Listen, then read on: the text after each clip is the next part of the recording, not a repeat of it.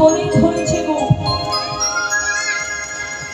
রাধারানীর মাথার যে মণিময় বেনি, আমরা যাকে বেনুনি বলি, চুলের যে বেনুনি আমরা করি না মায়েরা, রাধারানীর মাথার যে মণিময় বেনি, সেই বেনি আজকে ফণি অর্থাৎ সর্পের আকার হয়ে, সর্পের আকৃতি হয়ে পড়ে আছে কোথায় গোমা?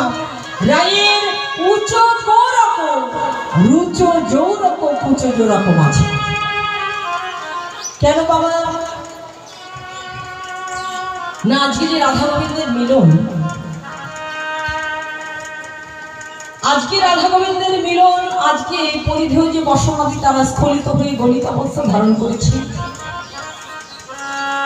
আর গিরিতে গিরিতে মিলন ঘটেছে কুমা। কোন গিরি? একটি হচ্ছে হেমগিরি আর একটি নীলগিরি। হেমগিরি কোনটা? হেমগিরি হলো আমার রায়বক্ষ আর নীলগিরি আমার শ্যামবক্ষ। তা গিরিতে গিরিতে যদি মিলন ঘটে বাবা, তাহলে একটি গহ্বরের সৃষ্টি হয়। গিরিতে গিরিতে মিলন ঘটার ফলে ভেতরে একটি গহ্বরের সৃষ্টি হয়। আর সেখানে কি করে? পর্বতে পর্বতে যদি বাবা ঠেকে যায়, পর্বতে পর্বতে ধীরে ধীরে মিশে গেল, ভেতরে একটা গহ্বরের সৃষ্টি হল। সেখানে কি করে? যত সাপ আছে সর্বকুল সেখানে গিয়ে আশ্রয় নেয়। আজকে যে গিরিতে গিরিতে মিলন ঘটেছে, একটা হেমগিরি একটা নীলগিরি অর্থাৎ রায়বক্ষ আর শ্যামবক্ষ, এই গিরিতে গিরিতে মিলনের ফলে, গিরিতে গিরিতে মিলনের ফলে একটি গহ্বরের সৃষ্টি হয়েছে। সেই গহ্বরের সৃষ্টির কারণে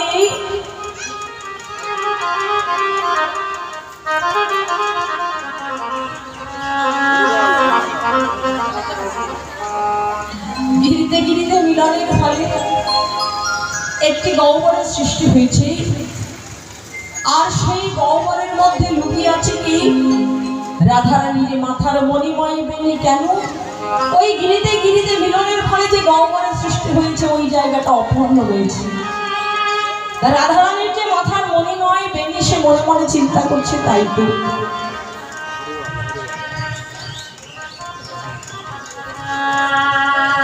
গিরিতে গিরিতে মিলনের ফলে ওই জায়গাটা যে অপূর্ণ রয়েছে, তাই সেই জায়গাটিতে পূর্ণ করবার জন্য রাধারানীর মাথার মণিময় বেনি, সেটা আজকে ফণির আকৃতি ধারণ করে, অর্থাৎ সর্পের ন্যায় হয়ে সেই গহ্বরে গিয়ে বেনি ফণি হয়ে লুকায়ে আছে।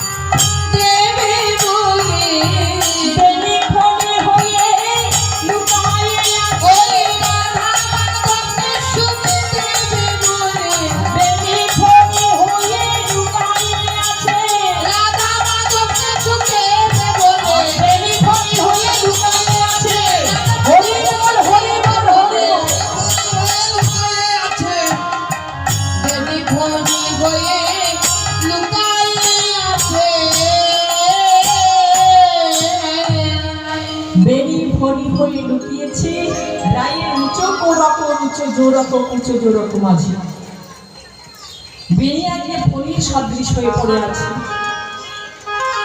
আবার কি বলছে গো? পুকারো তো হতো শোক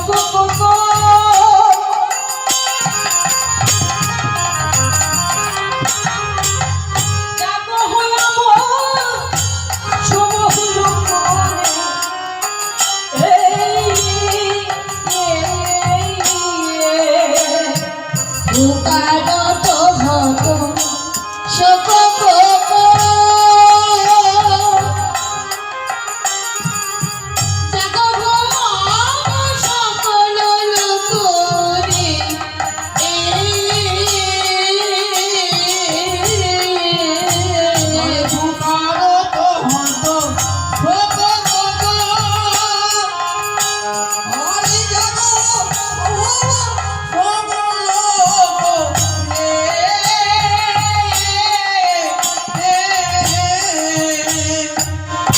সুকোশারিক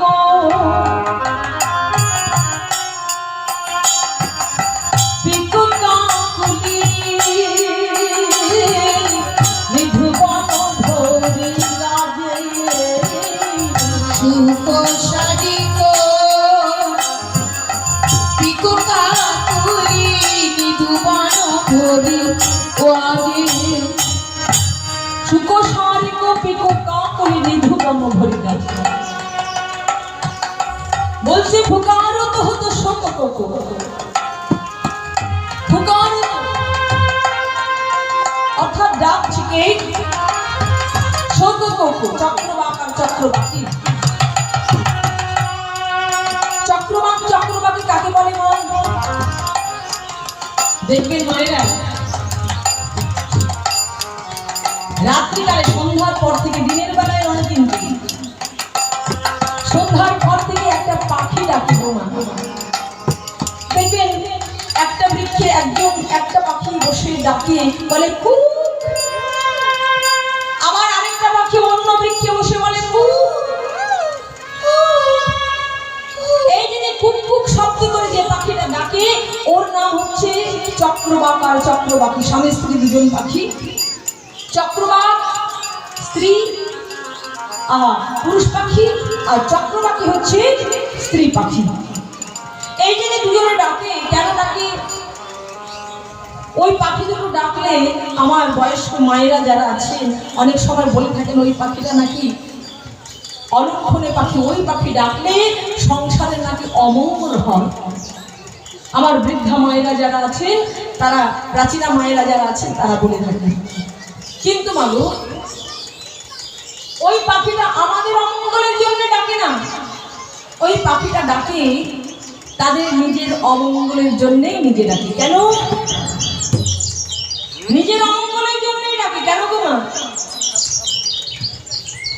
না নিজের অমঙ্গলের জন্য এই কারণে ডাকে যখন রাবণ রাজা সীতামাকে হরণ করেছিলেন সীতামাকে যখন রাবণ রাজা হরণ করলেন সবাই তো দুঃখে জর্জরিত সীতামায়ের কীট পতঙ্গ স্থাবর সবাই কাঁদছিলেন সবাই কাঁদছে কিন্তু ওই যে চক্রবাকার চক্রবাকি মা ওই চক্রবাকি স্বামী স্ত্রী দুজনে মিলে সীতামায়ের সম্মুখে আনন্দে আত্মহার তা যখন সীতামায়ের সম্মুখে আনন্দ আত্মহার হয়েছে সীতামা সহ্য করতে পারলেন না ওরে চক্রবাকি আজকে আমার এত দুঃখ আজ আমার এত দুঃখ সবাই কাঁদছে আমার দুঃখে জর্জরিত হয়ে আর তোরা আমার সামনে স্বামী স্ত্রী দুজনে মিলে আনন্দ করছিস আজকের দিনটা বুঝি তোদের বড় আনন্দের দিন তাই না তা আজকের দিন যদি তোদের আনন্দের দিন হয়ে থাকে আমি তোদের অভিশাপ দিলাম আমি অভিশাপ দিলাম কি আজকের পর থেকে আর কোনোদিন স্বামী স্ত্রী দুজনে রাত্রিকালে এক জায়গায় থাকতে পারবে রাত্রিকালে যদি এক জায়গায় থাকিস তাহলে তৎক্ষণাৎ তোদের দুজনের মৃত্যু হবে তাই সেই চক্রবাকি সেদিন থেকে আর এক জায়গায় থাকে না গো তাই তারা কি করে সন্ধ্যার পর থেকে দুজন দুটি বৃক্ষে বসে বসে কুক কুক শব্দ করে তাদের অন্তরের কথা কথোপকথন করেন আবার কি বলছি গো টুটালো কি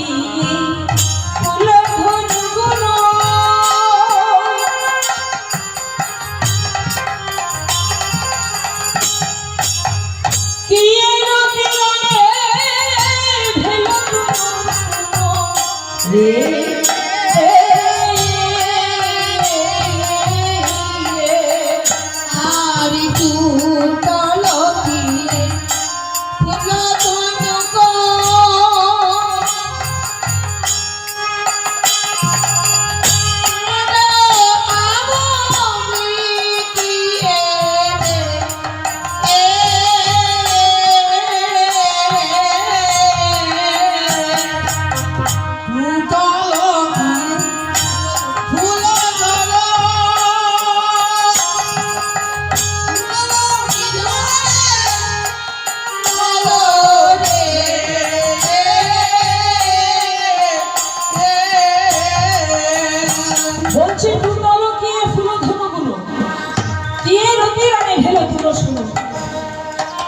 সমর মাঝে পড়ল লাজে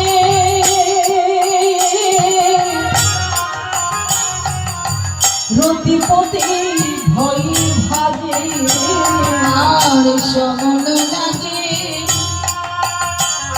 আর পড়ল ভাগে রতি রামন রাজে মধুরে রাজা হারিয়েছে মতরে রাজা হারি এনেছে মতরে রাজা হারি এনেছে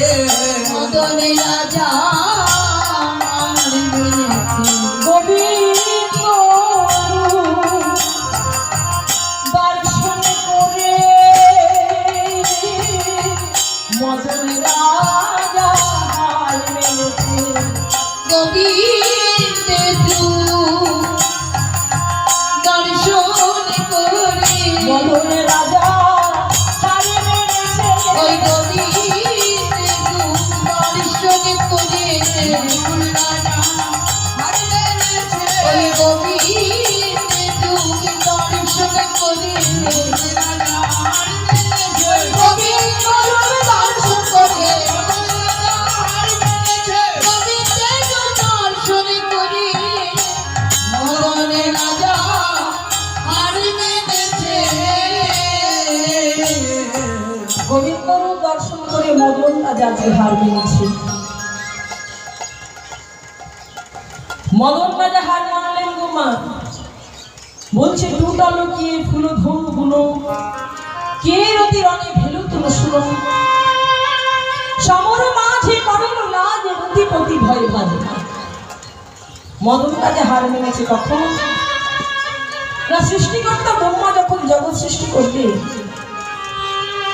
সেই সঙ্গে সৃষ্টি করলেন 5টি বাহন একটি ফুলধনু এবং কামদেব মদনকে কামদেব মদনকে সৃষ্টি করে তার হাতে সৃষ্টিকর্তা ব্রহ্মা সঁপে দিলেন সেই 5টি বাহন আর একটি ফুলধনু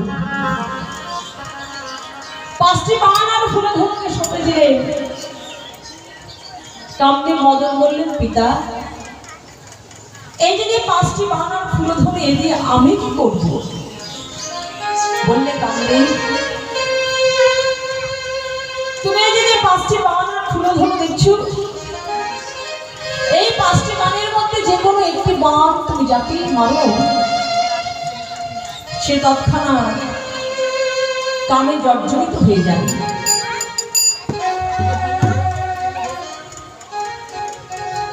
কামে জর্জরিত হয়ে যাবে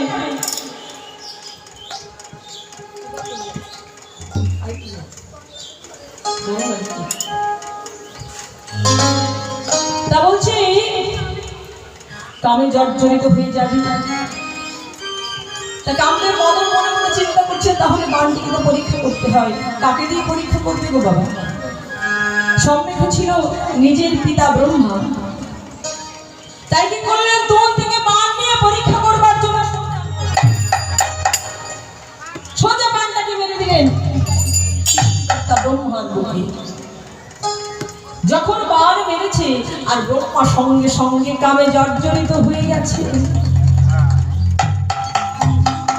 কামে জর্জরিত হয়ে কি করলেন সৃষ্টিকর্তা ব্রহ্মাগির সম্মুখে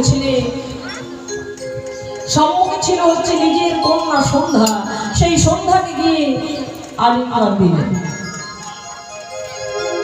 পিতার এমন নিকৃষ্ট ব্যবহারে সন্ধ্যার এমন স্বর্ণময় দেহখানি কালিতে পরিণত হল কামদেব মদন মনে মনে চিন্তা করছেন বাহ আমার বাণী তো বেশ কাজ করছে দেখছি তাহলে আর কি করা যায় বাণ মেরে দিলেন স্বর্গের রাজা ইন্দ্রদেবের বুকে বাবা স্বর্গের রাজা ইন্দ্রদেবের বুকে বাণ মেরেছি ইন্দ্রদেব কামে জর্জরিত হয়ে গিয়ে কি করলেন নিজের গুরু পত্নী অহল্যার প্রতি আকৃষ্ট হলেন অহল্যার প্রতি আকৃষ্ট হলেন গৌতম মুনি অভিশাপ দিলেন দুরাচার, হে বাবা, আজকে তোর গুরুপত্নী তোর মায়ের সমান, তারপর তোর লোভ হলো, আমি তোকে অভিশাপ দিলাম, তোর সর্ব অঙ্গে আজ থেকে মাতৃজনিতে পরিণত হবে। ইন্দ্রদেব ছুটে এলেন, গুরুদেব আমি বড্ড ভুল করেছি, আমায় ক্ষমা করে দিন। ক্ষমা? মুনি বাক্য, বেদ বাক্য একবার বেরিয়ে গেলে সেটা আর ফেরত নেওয়া যায় না। বাক্য বন্ধ বেরিয়ে গেলে সে আর ফেরত হয় হবে না। গুরুদেব আমি এই অবস্থায় কেমন করে লোকালয়ে যাব, কেমন করে যাব? বললে আমি তোমাকে এইটুকু করে দিতে পারি, ইন্দ্র, তোমার সর্ব অঙ্গে মাতৃজনির পরিবর্তে সর্ব অঙ্গে হবে সহস্র লোচন। নিতাই গৌর হরি বল, হরি বল, হরি বল। তোমার সর্ব অঙ্গে সহস্র লোচনে পরিণত হবে। আর অহল্যাকে বললেন, অহল্যা তোমায় অভিশাপ দিলাম, তুমি পাষাণ হয়ে যাও, তুমি পাষাণ হয়ে যাও। অহল্যা ছুটে এসে স্বামীর চরণ দুখানিকে জড়িয়ে ধরতে হলো, স্বামী ক্ষমা পাবো, ক্ষমা করে দাও, আমার কি উদ্ধার হবে না? বলছে উদ্ধার তোমার হবে কবে জানো? যেদিন ত্রেতাযুগে ভগবান রামচন্দ্র তোমার মস্তকে পদস্পর্শ করবে, সেই দিন তুমি মুক্তি পাবে। তাই সেদিন তুমি মুক্তি পাবে। এমনি ভাবে সাপাসাপির পর এবার কামদেব কি করলেন? ধীরে ধীরে এগিয়ে চললেন। মহানন্দ চলেছিল না, মনে বড় অহংকার, কি আমার মতো রূপবান, আমার মতো গুণবান, আমার মতো বলবান পুরুষ আর জগৎ থাকবে না। এই চিন্তা করে কামদেব মদন এগিয়ে চললেন। আর সেই পথ দিয়ে আসছিলেন নারদ মুনি, বিনা যন্ত্রে তান ধরে, বিনা যন্ত্রে তান ধরে আসছিলেন। বলো বলো যন্ত্র হরি নাম মন্ত্র, যাগ যজ্ঞ ব্রত কিছু নাহি আর। বলো বলো যন্ত্র হরি নাম মন্ত্র, যাগ যজ্ঞ ব্রত কিছু নাহি আর। বলো বলো যন্ত্র হরি নাম মন্ত্র, যাগ যজ্ঞ ব্রত কিছু নাহি আর। বলো বলো যন্ত্র হরি নাম মন্ত্র, যাগ যজ্ঞ ব্রত কিছু নাহি আর। বলো বলো বীণা হরি নাম বীণা, বলো বীণা হরি নাম বীণা, হরি বলো বলো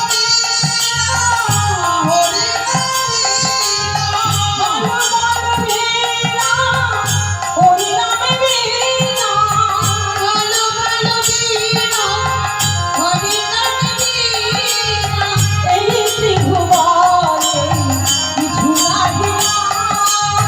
বলো বলো যন্ত্র হরি নাম মন্ত্র, যাগ যজ্ঞ ব্রত কিছুই নাহি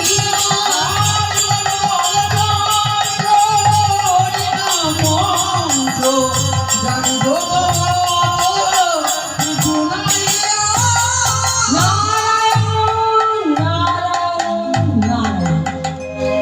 ধীরে ধীরে এগিয়ে চলেছিলেন মা। হঠাৎ দেখতে পেলেন কামদেব মদন আনন্দে চলেছে।